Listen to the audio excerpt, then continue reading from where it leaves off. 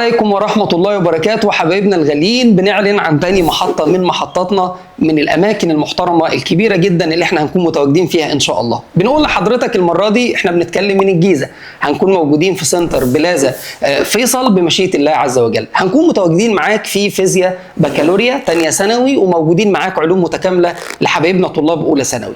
عايز أقول لك بس ان الاماكن الكبيره المحترمه اللي احنا بنتكلم عنها دي لازم نعرض الماده بشكل يليق بيها.